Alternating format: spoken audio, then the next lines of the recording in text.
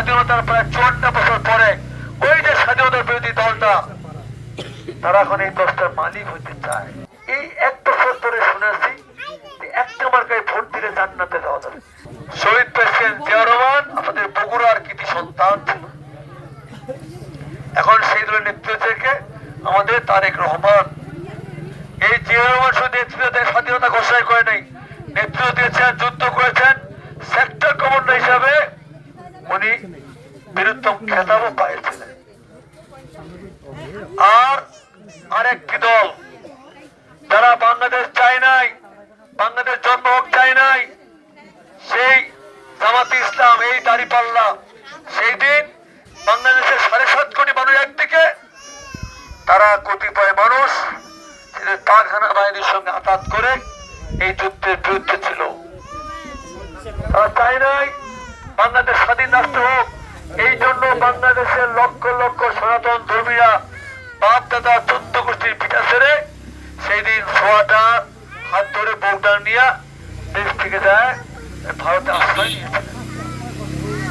আজকে এই স্বাধীনতার প্রায় 54 বছর পরে ওই যে স্বাধীনতার বিরোধী দলটা তারা এখন এই দশটার মালিক হইতে চায়, এই দশটা ক্ষমতা নিতে চায়। আপনারা কি চান তারা দেশে ক্ষমতা নেওক? চান তারা? কিভাবে চান? চান। যদি না চান তাহলে আগামী 12ই ফেব্রুয়ারি নির্বাচন, সেই নির্বাচনে ধানের শীষ প্রতীকে আপনার জয়যুক্ত করতে হবে। দ্বিতীয় নম্বর পয়েন্ট, এখানে যারা মুসলমান আছি আমরা, বলেন তো এই 1 বছর ধরে শুনেছি একটা মার্কায় ভোট দিলে জান্নাতে যাওয়া যাবে। এর আগে কি শুনেছিলেন? হঠাৎ করে জান্নাত থেকে নতুন করে আবির্ভাব হয়ে গেল নাকি? বলেন তো। আমরা এতদিন শুনি না এটা কোন মার্কায় ভোট দিলে জান্নাতে যাওয়া যাবে। ইদানিং এই যে মাস 6 থেকে শুনেছি একটা মার্কায় ভোট দিলে জান্নাতে যাওয়া যাবে।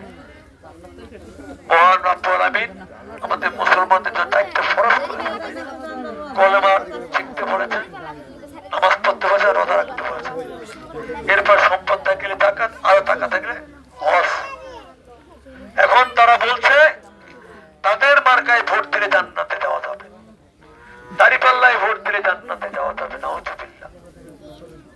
আপনি তো ভাই 6 মাস আগে কথা কন নাই? আমি যখন 18 সালে ভোট করেছিলাম আপনারা দাঁড়িপাল্লা তো ধানের শীষে ভোট দিয়েছিলেন। 2009 সালে ভোট হয়েছিল, তখনও তো দাঁড়িপাল্লা মার্কাতে, তখনও তো ধানের শীষে ভোট দিয়েছিলেন। 1996 সালে বিএনপি, জামাত, দাঁড়িপাল্লা, নাঙ্গল এবং নৌকা ভোট করেছিল, তখনও তো আপনারা এখানে বলেন নাই দাঁড়িপাল্লায় ভোটে জান্নাতে যাওয়া যাবে। তাহলে 96 সালে কোরআন হাদিস আর 2026 কোরআন হাদিস আলাদা হয়ে গেল? বলেন, তখন তো আপনি কথা বলেন নাই। আরে একটা বাড়িয়ে সেদিন সোনাহারে আমি শুনলাম, ওইখানে এক মেয়ে দাঁড়িয়ে বলছে, বাবাজি আপনি 2 বার হজ করেছেন, আমার একটা প্রশ্নের জবাব দেন। বলেন বা। আমার বাড়িতে তালিম করতে এসে জামাতের কটা মহিলা, তারা আসে বলতেছে মারা যাওয়ার পর কবরে গেলেই প্রথম প্রশ্ন করবে কোন মার্কায় ভোট দিয়ে কবরে আসছে। দাঁড়িপাল্লা হলে